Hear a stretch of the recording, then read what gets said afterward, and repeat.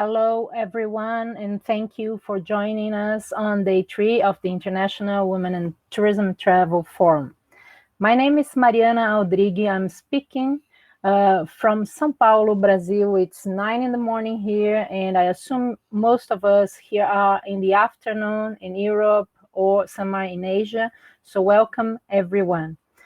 It touched my heart when I saw the images of Iceland. That was my last trip before the pandemic, and we had a wonderful and unforgettable time in Reykjavik last year. And I'm definitely looking forward to travel and meet all of you again, maybe by the beginning of next year or mid next year, because we know there's a huge difference in vaccination all around the world. I also would like to wish you all health, and those who are still suffering from COVID losses or COVID heat, all my heartfelt condolences and feelings. I myself have just recovered from COVID, and I have to ask your forgiveness if I'm coughing, but I was really interested in being part of that, and for that I thank you, Alessandra, and also I thank you, Alessandra, for organizing this amazing conference and this amazing panel.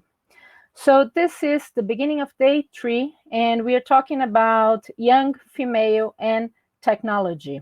So I'm just reading the first paragraph of our announcement. So the representation of females in travel technology sector still has a long way to go. A recent Tech Nation report that looked into diversity in the UK, in UK tech companies revealed that 77% of tech director roles are filled by men. Only 19% of tech workforce are women, and this figure is as low as 3% and 5% for Black and Hispanic women and Asian women. So research by PwC also says that only 3% of females think that technology is their first choice, and only 16% of females are suggested to consider technology as a career versus 33% of males. We all understand that technology is part of our jobs from now on, and especially on this environment, which I think all of us are enlightened. I was talking to Luis, who manages all the tech support on this conference, and when I was on the table networking yesterday and the day before, we were all amazed on how this platform made us feel welcomed and allowed us to get to know each other and to exchange information. So tech is there, and we need to be a part of it. So for discussion, I have 2 young panelists, one from Brazil, one who is in UK, but is from Switzerland. So I would like them to join me now, and I will introduce you as soon as they are with me.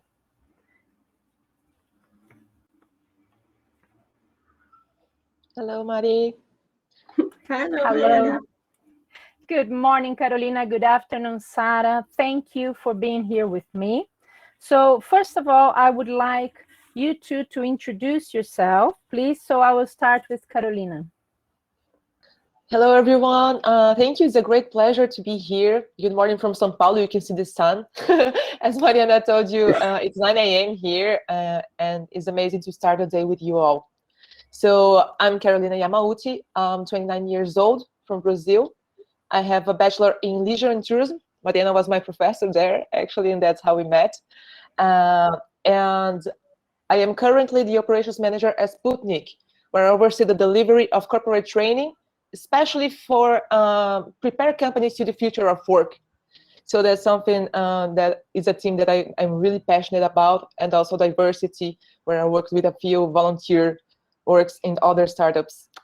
So that's me, and we will talk more about my journey later. Thank you very much. Thank you, Carol. And you, Sarah? Yeah, good afternoon, everyone. I'm Sarah. I'm 27 years old, and I'm originally from Switzerland, but now I'm living in the UK since last summer. So not a lot of sun here, but still nice weather. Yeah, I'm looking forward to this afternoon, to this session. I'm having actually a bachelor in business and IT from Switzerland, and I'm now studying for business with tourism management. So I worked in between. I have a technical background, but we are coming back to that later on. And I'm hoping that I can give you some advice or insight into the technical jobs and opportunities. Thanks. That's perfect. At the same time, for everyone who is here with us, please use the chat or the Q&A tabs to interact with our panelists, to share your own experiences, or to send us questions. It's important that we interact and we gather information on this specific topic of technology and challenges for the women workforce. Okay, so now back to Sarah. Sarah, would you please describe your career movements since choosing the first degree you decided to pursue? What kinds of companies and organizations have you worked with as an employee or as an intern? Yeah, I love to.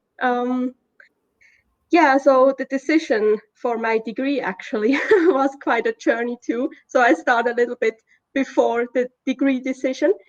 When I was in school, I was fascinated about IT, about all the technology. And I planned to have a technical apprenticeship.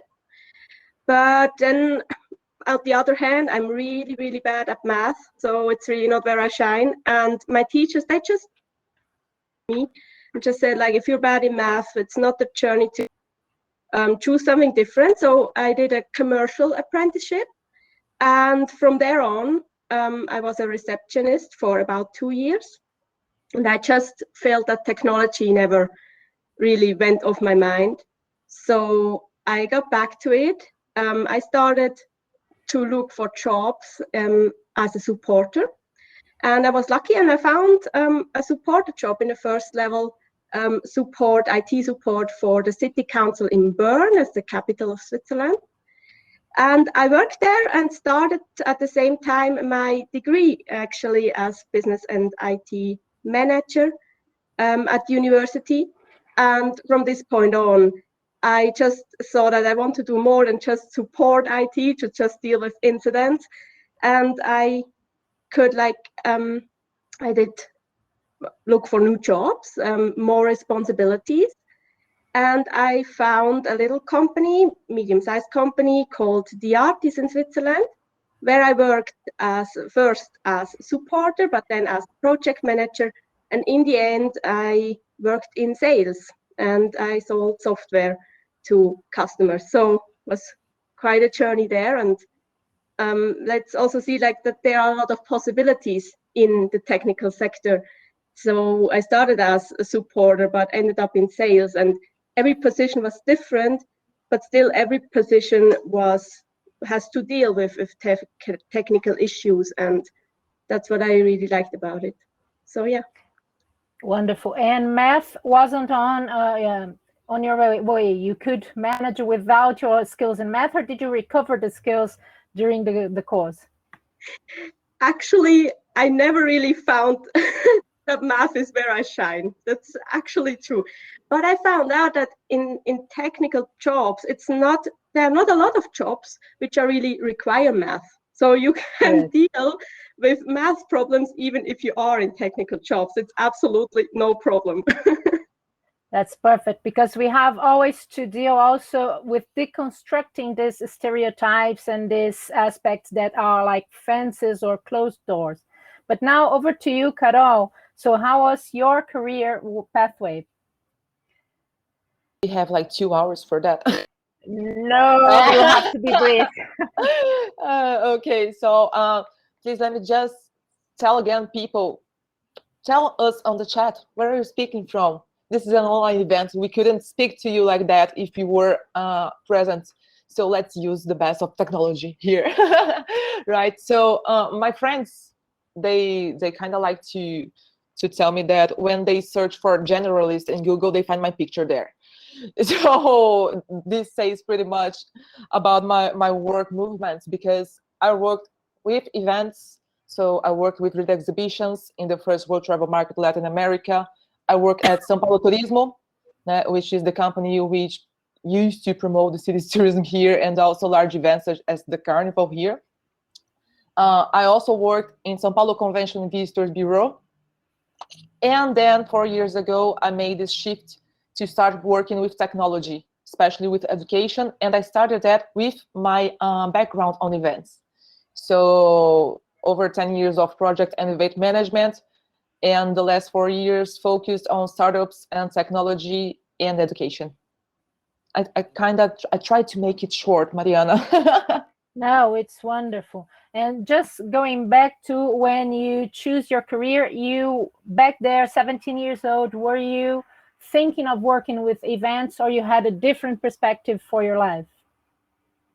I used to say that I was totally going to do the Oscars and the Olympics and the World Cup in Brazil. So we like cheer a lot in news, right? When Brazil was chosen as the host country for these events. But then Good life times. happens, right? Yeah. Oh my God, I miss it so bad. But going back to the question, I remember the moment I decided for my degree, which was when I was there was a U2 concert on the TV. They were here in the Morumbi, and I was like, oh my God, there are like 60,000 people together that may not have anything in common other than liking U2. And I was like, I want to do that. I want to build these experiences for people. I want to make this change in people's lives. And so I decided, okay, events and hospitality. That's where I want to be.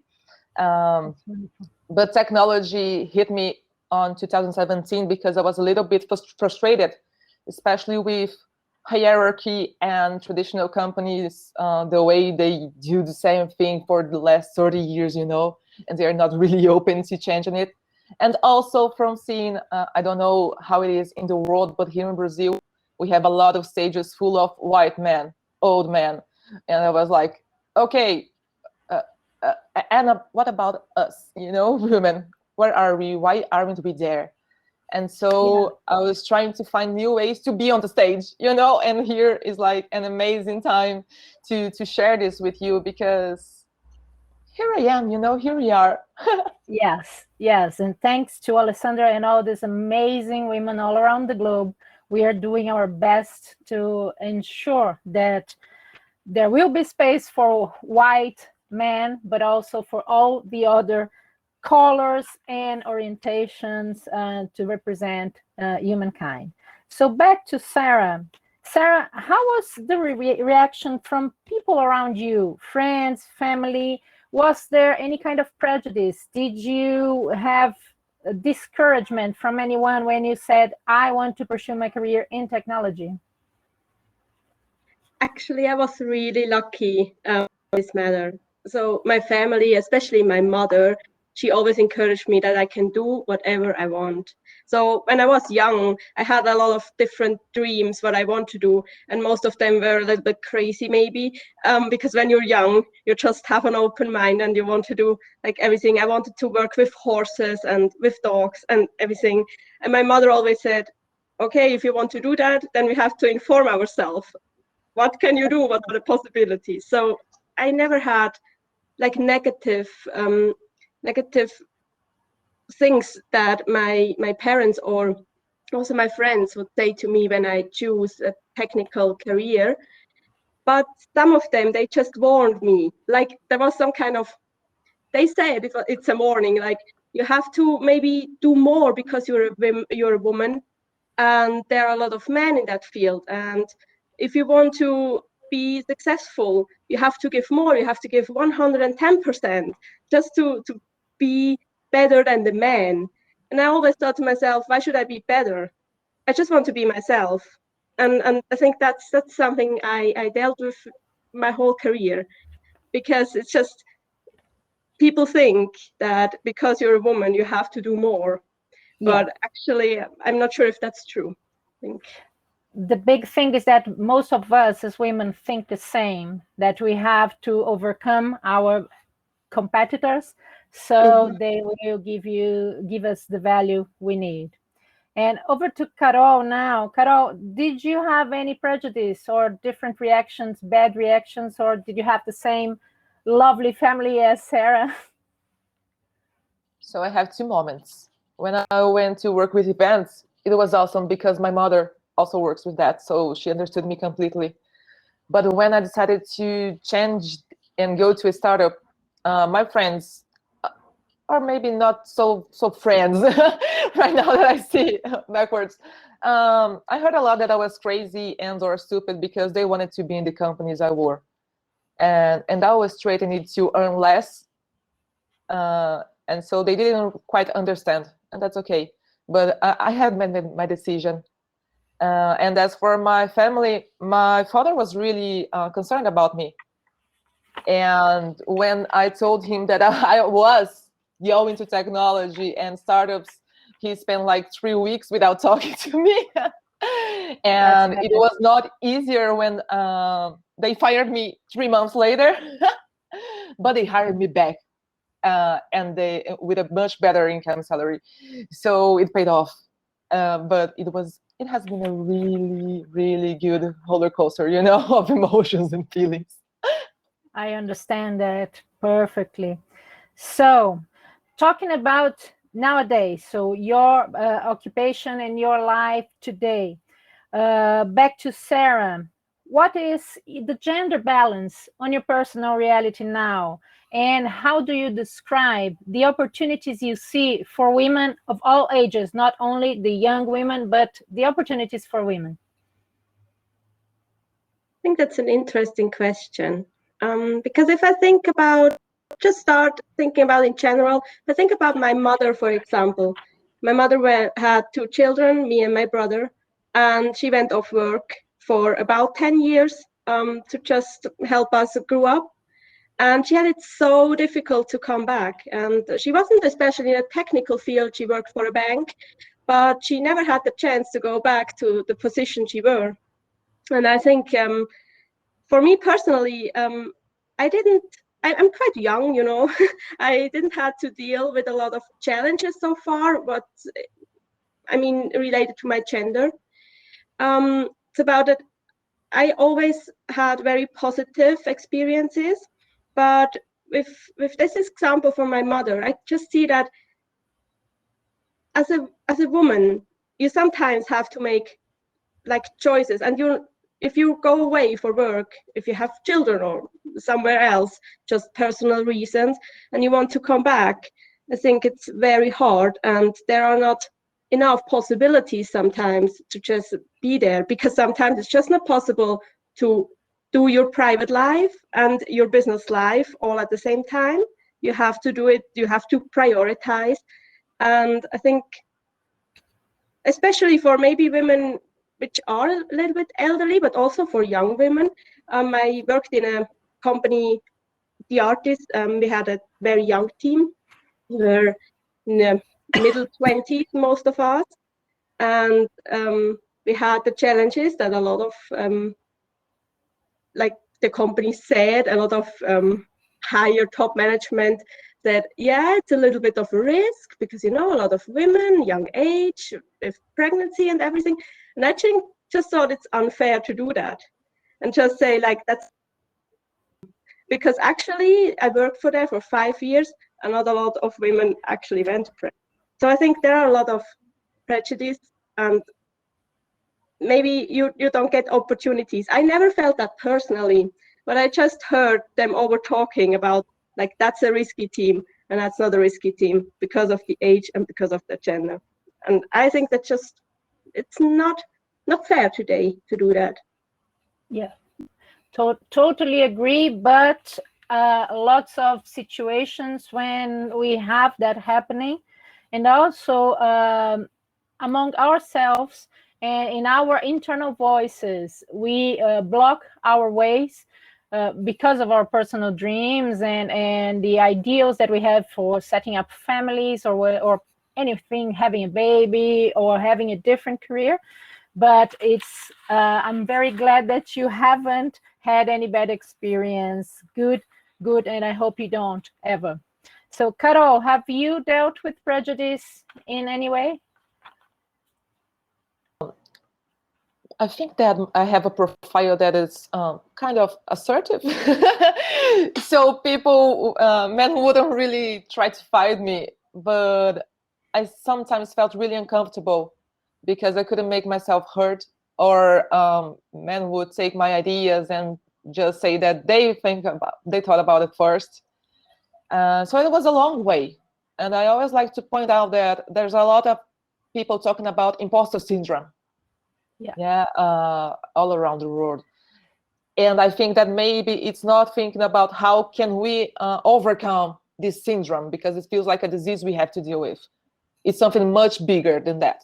We need to do movements in companies. We need to speak to men. So Lean In is a book by Sheryl Sandberg that is amazing.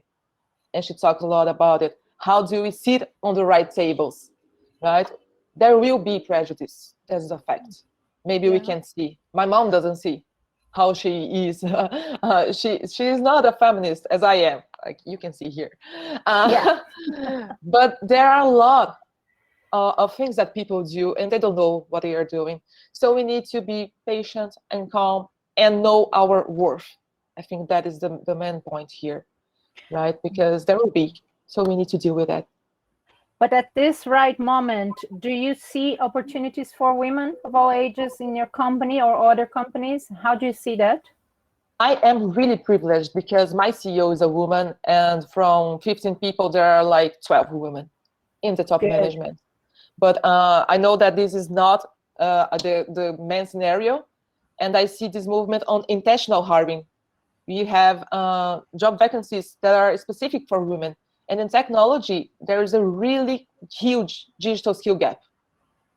So we have a lot of companies training women to be there. So this is like a ray of light in our day, you know? That's amazing. So let's jump in these opportunities. If you were to share with all of us here today, what are the opportunities now?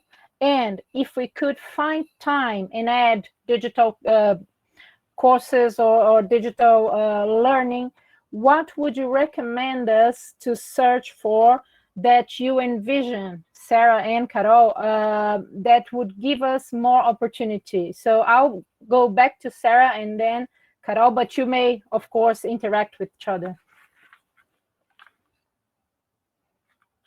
Yeah, I think it's actually, there are a lot of opportunities, but I agree with Carol that we have to do a lot, or there's still a long journey to go. I think, well, for me personally, would be very important is that you inform yourself a lot about your opportunities. I mean, today we have the internet. In the internet, you find everything, and especially about technology. But for myself, when I started or wanted to start my career, I just had this picture of man with messy hair sitting in a basement in front of a computer screen, like just this picture in my head, and that's just not the reality today. And I think there are such a lot of jobs and career pathway which have to do with technology, which you could take, but a lot of people don't know. And I think that's where companies also have to invest, that they give the opportunities that you also can find, what could I do in a technological sector? Yeah, maybe Carol, you have to add on something.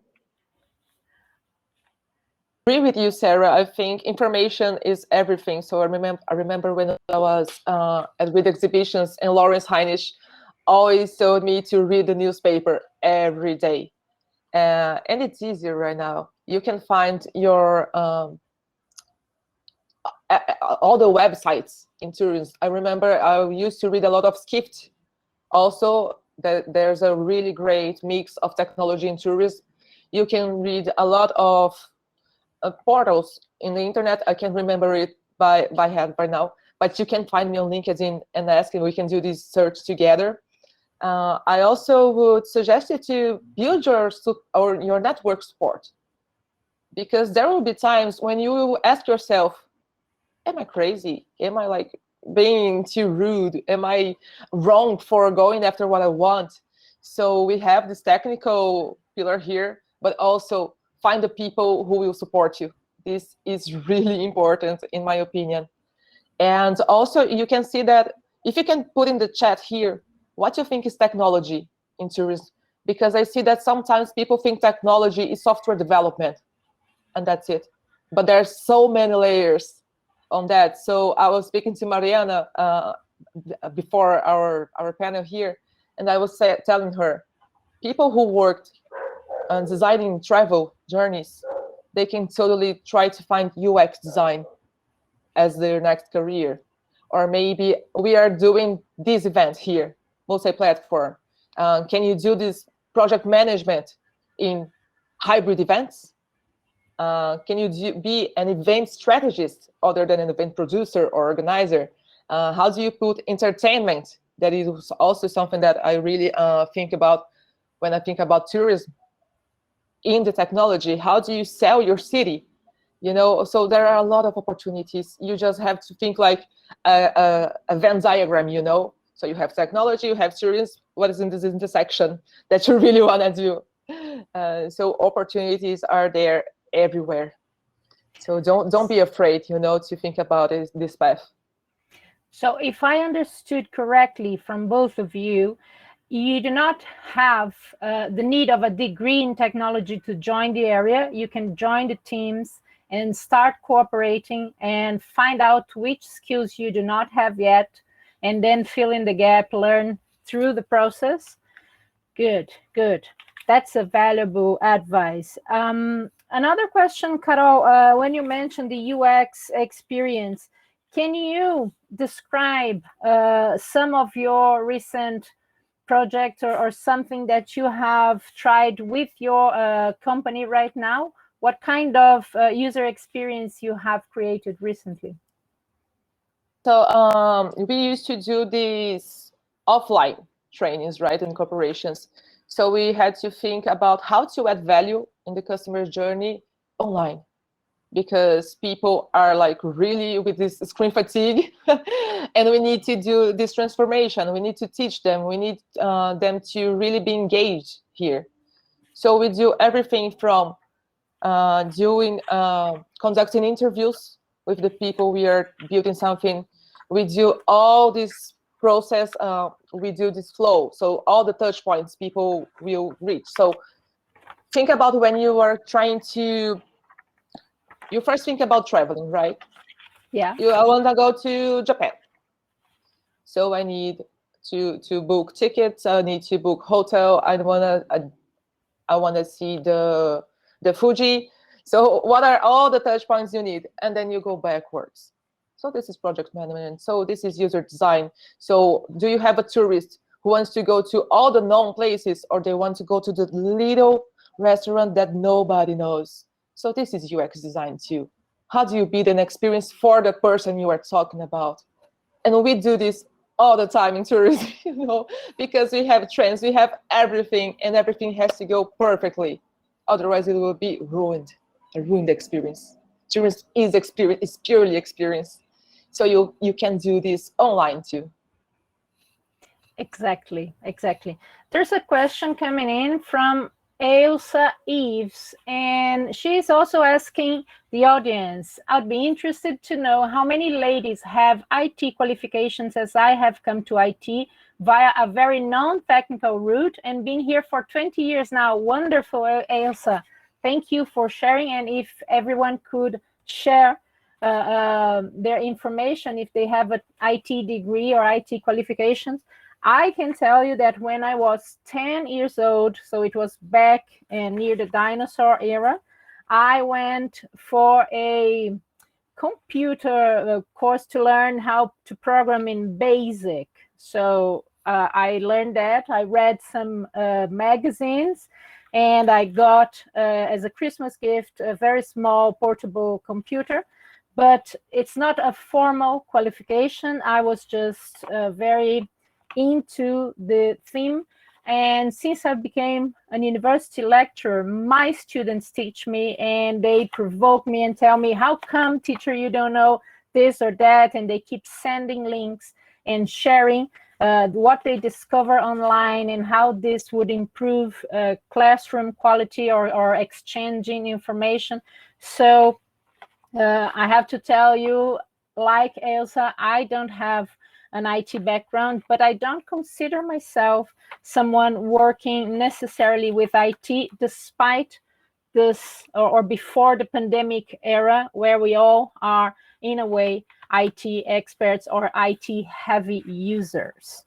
So whenever you have the time, please fill in the chat. Back to Sarah now. Sarah, when you think back, or when you think I should or I maybe have took a different strategy or listened to this or that advice, what were that advice that, if you could go back in time, you would bring to your life now? I think first of all, as I mentioned before, I would start when I was very young, when I was in school, and I was like excited about technology. I would give myself the advice, not listen to the teachers too much. Not listen that one teacher says, without math, it's just finished. Go somewhere else. Because if I haven't done that, maybe I would have started my career very early. So sometimes it's very important that, we said it before, that you go and inform yourself. Just be sure that you have a good network. Go and ask people. Don't be afraid to ask. If you go out and just ask people, what have you done that you can take this career? If you find a role model, just ask them, what did you do? Can I do that too? What do I need as a skill to do that? And not just take the advice from one person and go with that. So I think that's maybe one thing. Just go in, if you're interested in something, even if you have a dream, don't go with one person's advice. Go with many persons' advice. Maybe ask many people and inform yourself, and be sure that that's the way you want to go or don't want to go, maybe in the end. So I think that's an advice. And yeah, that's very wise. It's a very wise advice, because sometimes, as Carolina mentioned, the imposter syndrome, we give so much importance to those who are diminishing us, and we just forget tens that are saying that we should go further and pursue our dreams. But this is something also that we have to deal with in our silent moments, and seek the supportive and positive voices that we all have.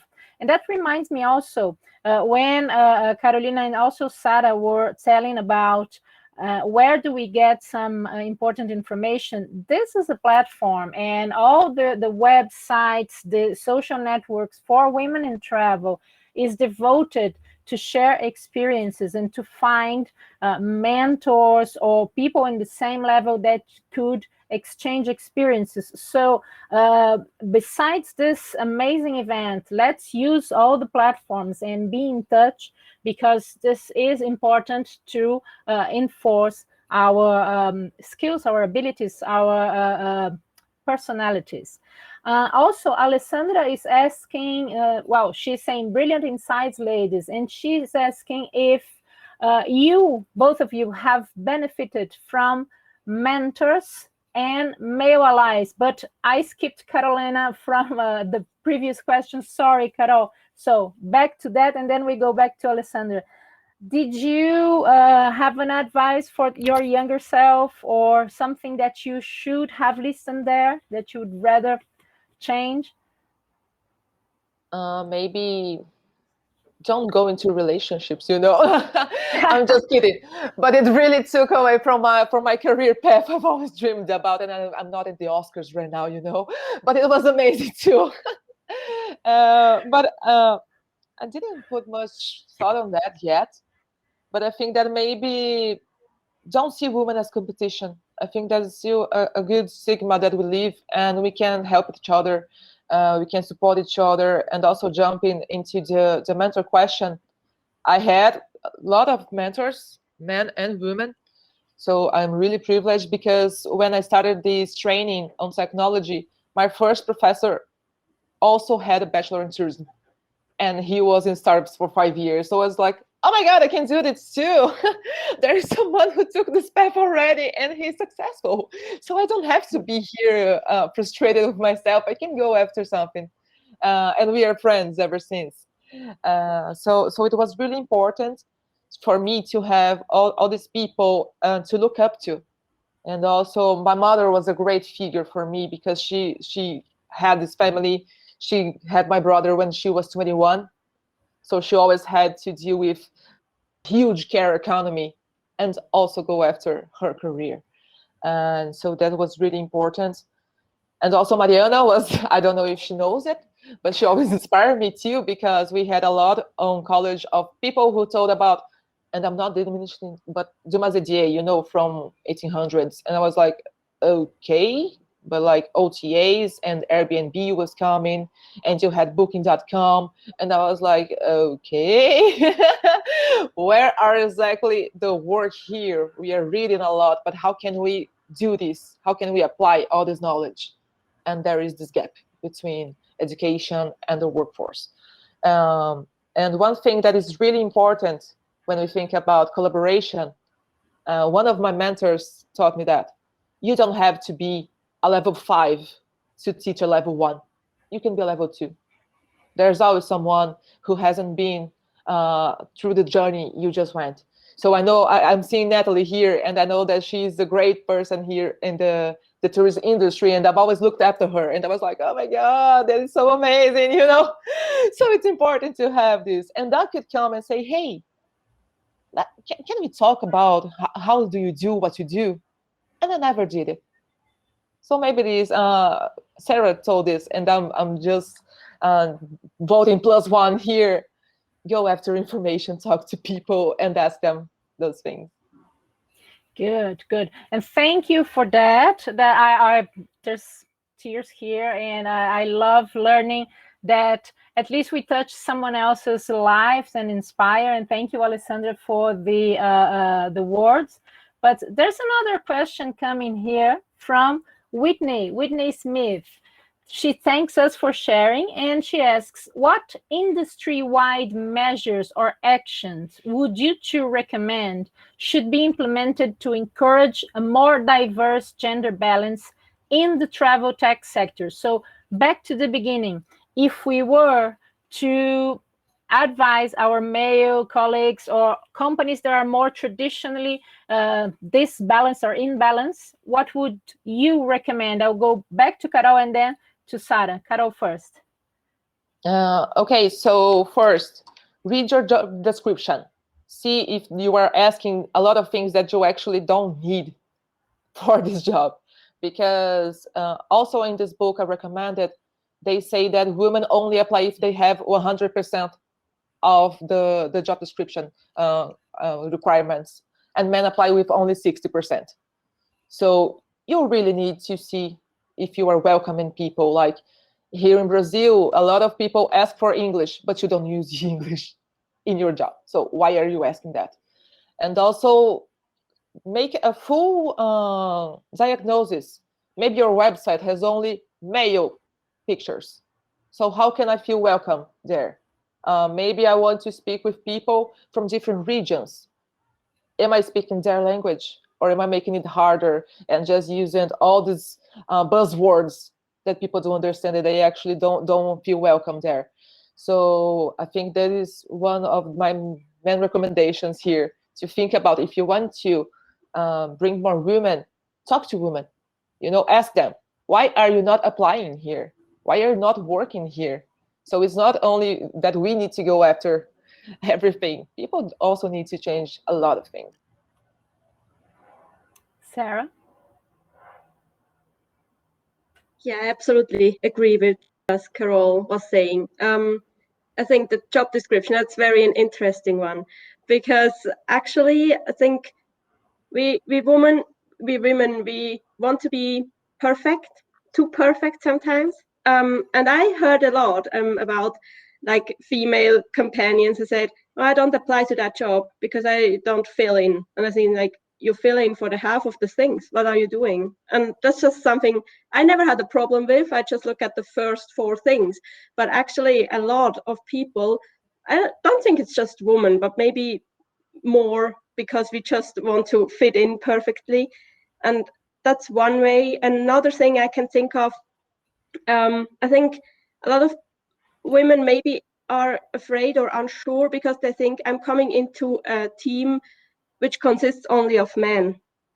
And I think that's actually not true. So I think there are a lot of mixed gender teams already. And I think that's something companies can work on, like really sharing what is it, what are we offer?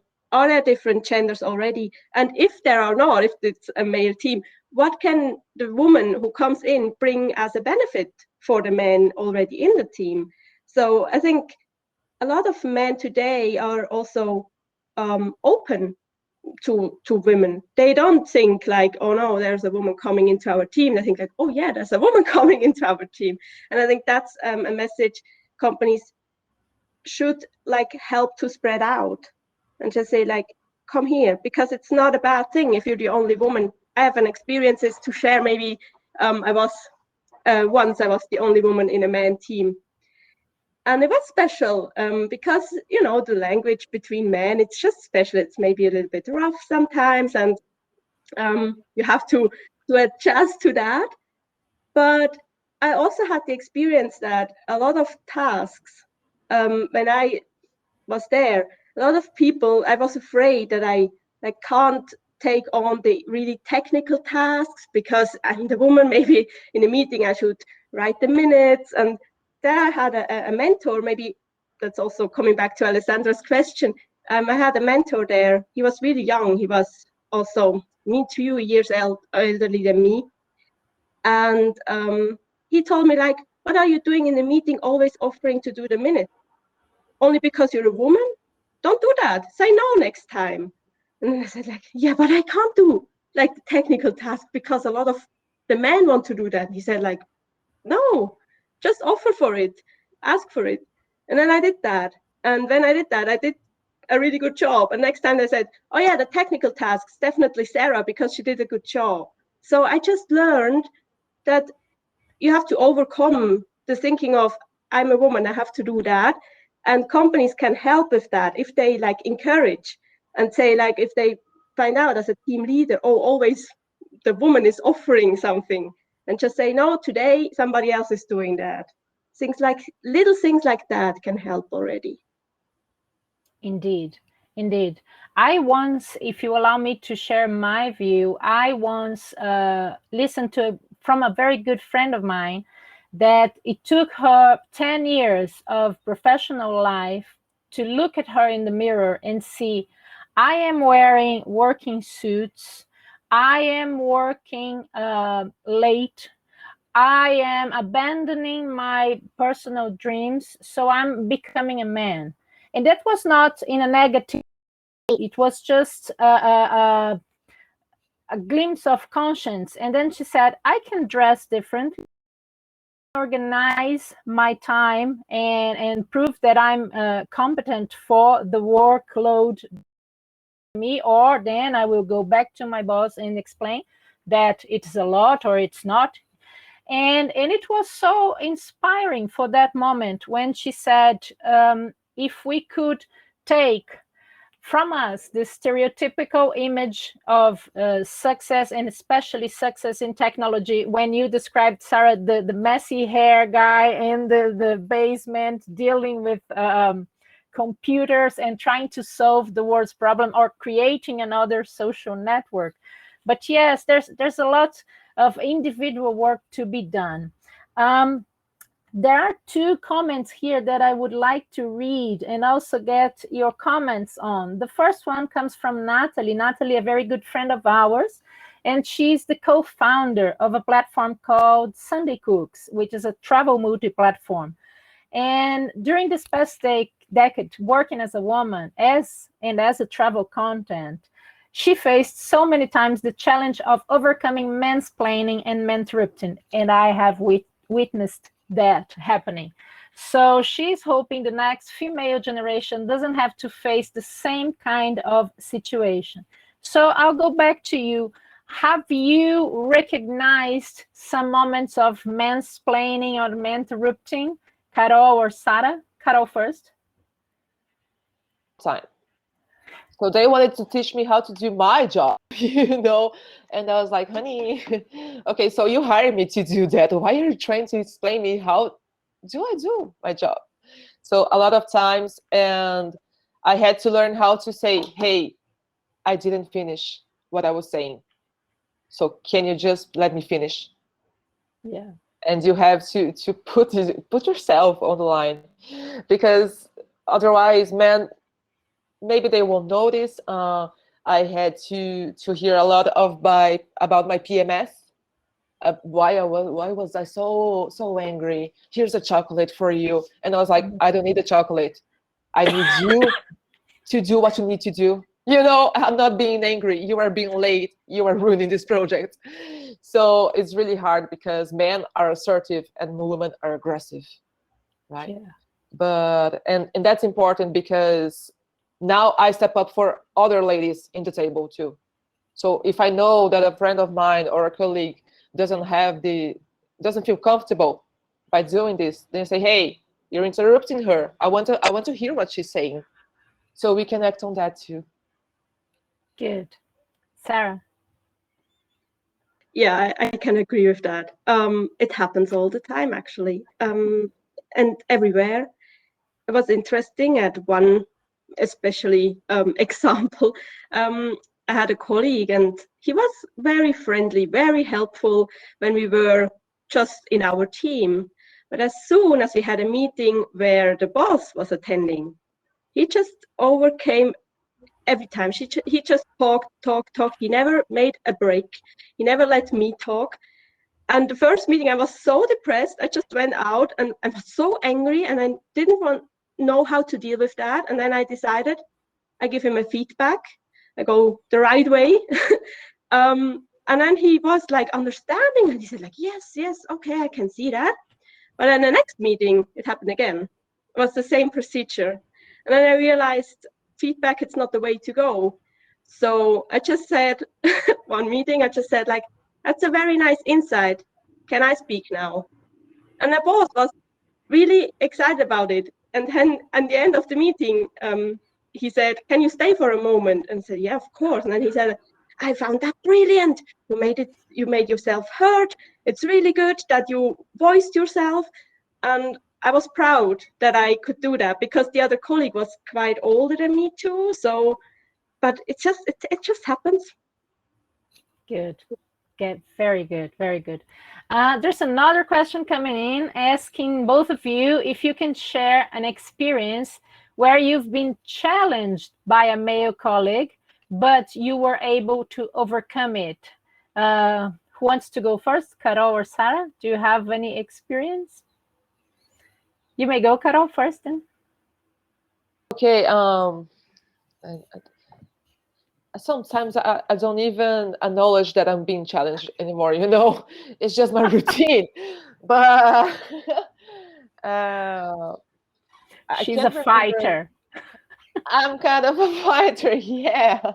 So, but because that's how I learned to environment, and sometimes it wasn't the best way to deal, but I'm doing my best to learn about nonviolent communication, and to be really assertive of what I want.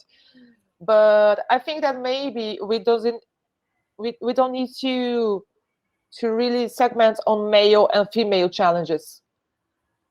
Because yes, there will be male people who will be on their places of, hey, I am the leader here, I am the alpha, but there are women who do that too. So it's not like really a gender combat, it's a gender fight. I think that you can be the greatest person in the world, and you are a man, by the way. So maybe we need to really know our worth again. I will reinforce that, and we need to challenge everything that goes against our values, regardless of the gender who is challenging us. I think that's really the point here.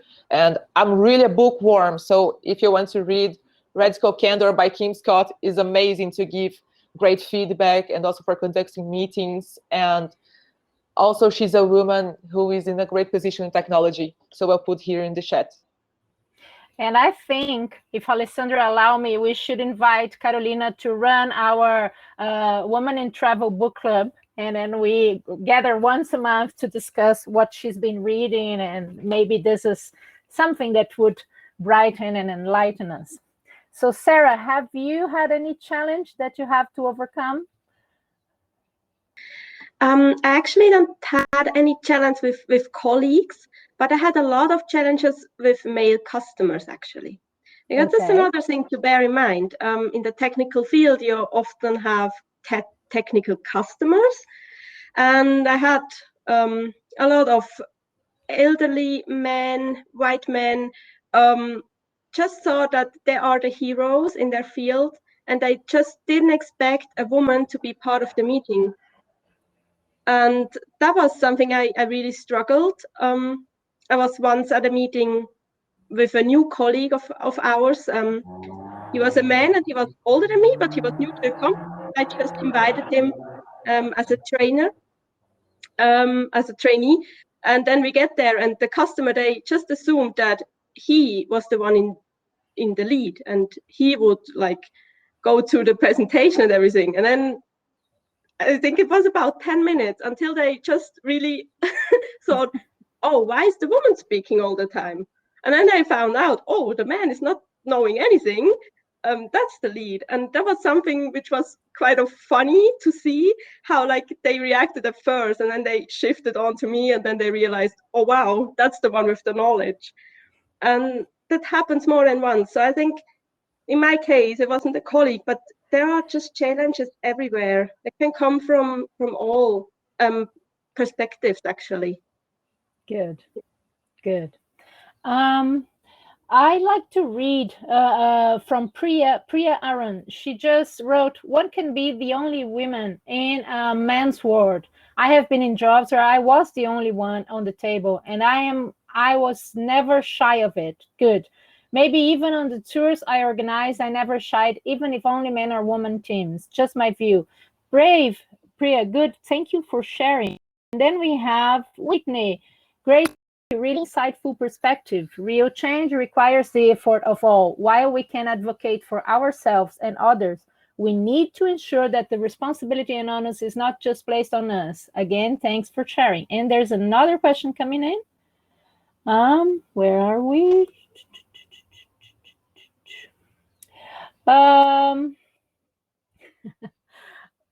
Barsha, I think it's Barsha Jabbar. Let me just make sure I'm reading it correctly. Yeah. Have there been times where you have just let the quality of your work do the talking? It gets tiring being constantly patronized. Have there, Sarah, have you, besides this experience you just shared, but have you ever been like, oh my God, let me just work? Yeah, definitely. So more than one experiences I had in this way. I think in tech, it's sometimes easier to let your work speak, because I know when I had a project to do and you had like customers standing behind you, especially male customers, just looking over your shoulder and just like, are you doing that right? Is that right? Shouldn't you do that? And you think like, oh my God. But then it's just staying calm and then just answer, oh, I do it for a minute. And I just realized if you keep talking about in technical like experience and just say like, yeah, I'm doing that and it sounds very complicated, then they just back off because they don't understand it and they think like, oh, I don't know what to do. And I think that's kind of maybe an experiences, but it helped me to give myself the confidence to speak in a language they don't understand and just show them, let me do what I do. I can do what I do. So I think that's maybe one thing. That's perfect. Carol? Yes, I have, but I think there's a challenge here that many companies don't really know what is quality of work.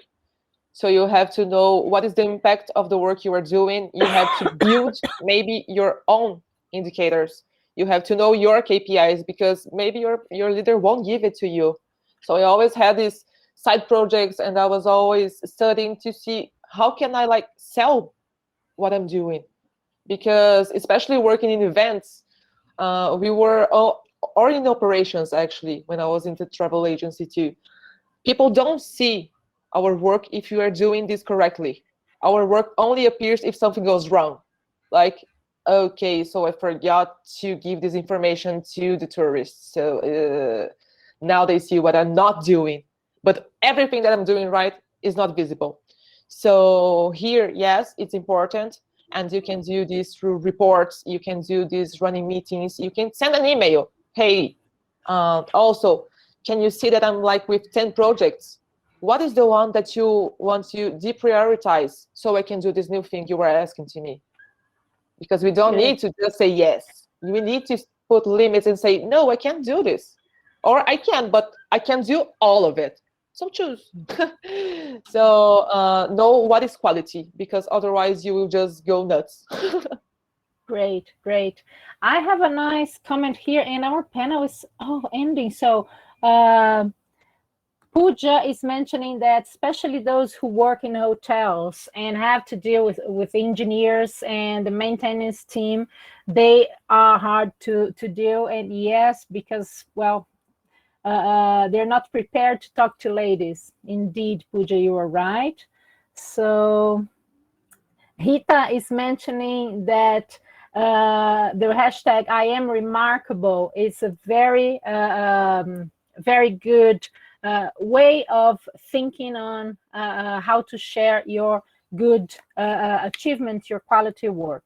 So we need to wrap up, and time flies. I still thought I have like half an hour. That was so short.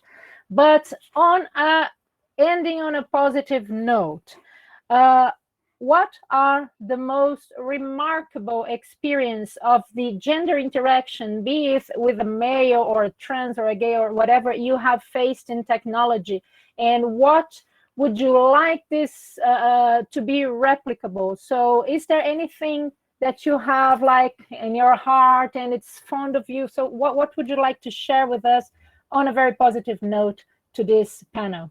Sarah, would you please first? Yeah, I think it's a good thing to end positive. So I would say whatever you do, if you want to go to tech, just go for it. And find yourself a role model, find yourself someone you can look up to. And if there is in your journey, if there is someone who demotivates you or who challenges you, take on the challenges and just be like, have the confidence to be different.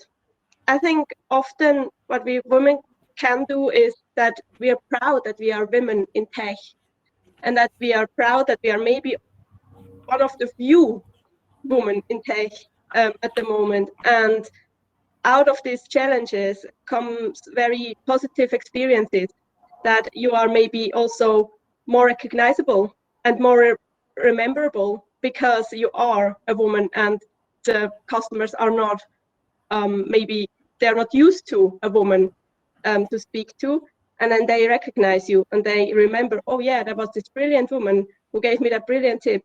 And so you changed these challenges to something positive.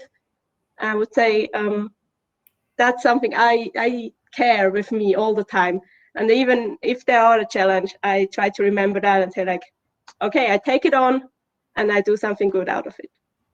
Wonderful. Carol? Thank you for the invitation to join this panel. It was brilliant to talk with you guys. Thank you for the comments, interaction here in the chat. And I think my final message would be, love yourself, because this helps us to build the confidence that Sarah also mentioned, and welcome people. I remember when I worked as a mentor in the startup weekend LGBTQA+ here in Brazil. And if you don't know, Startup Weekend is a great way to go in the startups world, and they are promoted by Techstars. which is a global company, so you can look after that too. And people were mainly talking about their fear of being themselves, you know. So welcome people with a smile. We need to be proud of our differences. That makes us exactly the better world. About being diverse too, about knowing new cultures, about knowing new people. So we need to embrace it and see it as a good thing. And if you maybe are here, you are hearing us and thinking, oh my God, how do I start?